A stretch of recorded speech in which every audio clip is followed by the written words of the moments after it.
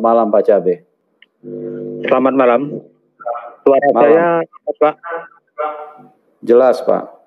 Oke, saya langsung ke Pak Deng. Ya, silakan. Selamat malam, Pak Deng. Ya, malam, Pak. Ya, sebelum saya menanyakan tentang kesaksian, saya ingin menanyakan dulu tentang latar belakang Bapak. Bapak Deng benar ya dari Islam? Iya, benar, Pak. Saya orang Goa, Pak. Orang Barobong. Kabupaten Goa. Dalam arti sejauh mana keislaman Bapak? Ya, cukup tahu lah, Pak. Artinya bukan Islam abangan ya. Islam abangan yang saya maksud hanya meyakini bahwa Tuhannya itu Allah, kemudian Nabinya Muhammad, hanya itu biasanya orang abangan. Tapi tidak menjalankan syariat-syariat, itu Islam abangan. Apakah Bapak seperti itu atau mungkin juga menjalankan syariat Islam? Saya, Pak, orang yang taat dan tekun, Pak. Orang Makassar itu punya namanya sirik atau malu, Pak. Jadi kalau Bapak bertanya seperti itu, saya orang tahu persis, Pak, apa yang saya yakini waktu itu, Pak. Ya, ini saya tanya dulu masa lalu Bapak. Jadi Bapak boleh dikata sebagai Islam yang baik ya, dalam arti juga menjalankan syariatnya begitu ya. Halo? Ya, dengar, Pak. Oke, Bapak bisa tolong bacakan bacaan untuk sujud, Pak. Ya, minta maaf, Pak ya. Saya ini kan sudah imani yang namanya kekristenan, Pak. Yang namanya Injil, Pak. Jadi untuk hal yang Bapak sampaikan itu mungkin ya saya tidak di situ lagi, Pak. Ya, artinya Bapak tidak tahu atau mungkin karena takut semacam dosa atau bagaimana atau gimana itu? Tidak juga merasa takut, Pak. Cuma karena sudah iman tidak di situ lagi, ya saya tidak perlu harus sampaikan seperti itu lagi kepada Bapak ya. Karena iman saya sudah di Kristen, Pak. Jadi saya hanya tahunya Injil, saya hanya tahunya Alkitab dan bacaan saya cuma itu, Pak. Oh, jadi kalau masalah keislaman nggak tahu sama sekali ya, Pak ya? Saya tahu, Pak. Saya tidak mungkin istilahnya mau berubah begitu saja dengan butuh waktu 5 tahun, Pak. Kalau saya tidak kuat di keyakinan yang lama. Saya orang yang sangat kuat keyakinan yang lama, Pak. Tahu persis, Pak. Cuma persoalannya, saya tidak di situ. Dan saya sudah harus menguasai, saya punya Alkitab. Oke lah Pak, itu karena itu hak Bapak, karena Bapak sekarang yang jelas teman Bapak sekarang ada di Kristen, kemudian Bapak tidak mau menjawab itu adalah hak prerogatif Bapak. Jadi saya juga tidak mau untuk jauh ke sana.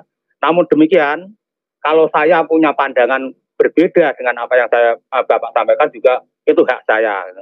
Jadi Bapak, misalnya saya menganggap Bapak itu ternyata ya memang aslinya Kristen karena tidak mengenal Islam, itu juga hak saya. Tapi kalau Bapak karena iman Bapak sekarang yang jelas adalah Kristen, itu juga hak Bapak untuk menolak menjawab pertanyaan saya tadi. Sekarang saya masuk ke pertanyaan yang berkaitan dengan kesaksian Bapak. Tadi di akhir kesaksian Bapak menyampaikan bahwa orang yang Bapak hidupkan itu adalah kecewa dengan pendeta yang selingkuh dengan istrinya. Nah, yang ingin saya tanyakan, di dalam Islam, di dalam ajaran Islam itu diizinkan untuk poligami, tetapi zina atau selingkuh itu sangat dilaknat. Sedangkan kalau di Kristen boleh ya atau diizinkan ya itu selingkuh dengan suami orang atau istri orang atau semacam itu.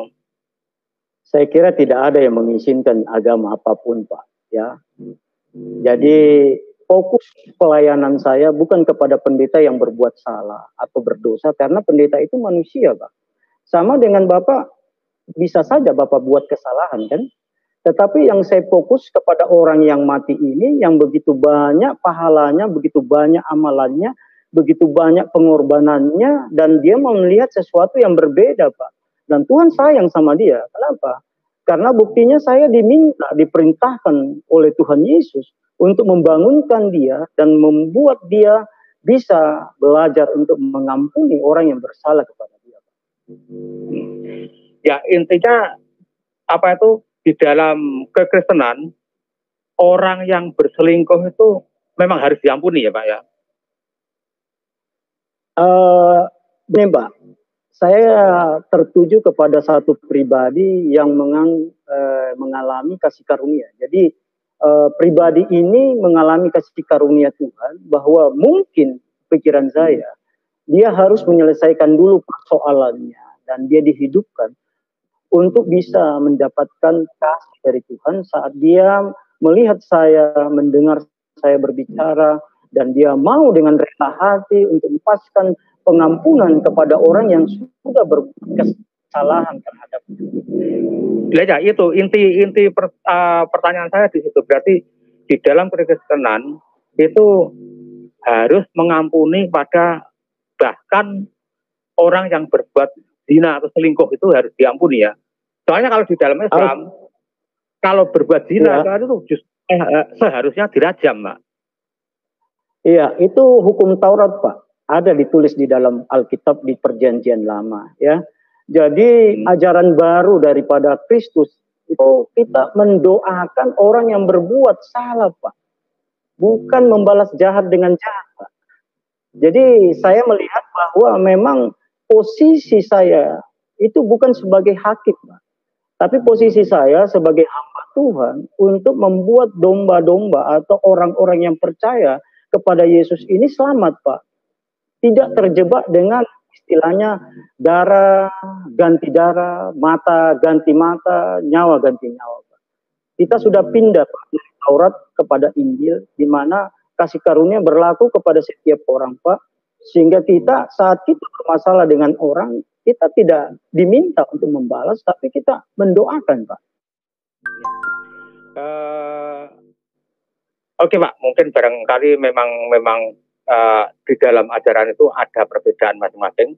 Tapi yang jelas di sini yang ingin saya sampaikan bahwa kalau di dalam Islam itu justru diberikan izin untuk memberikan poligami, itu adalah untuk memberikan solusi.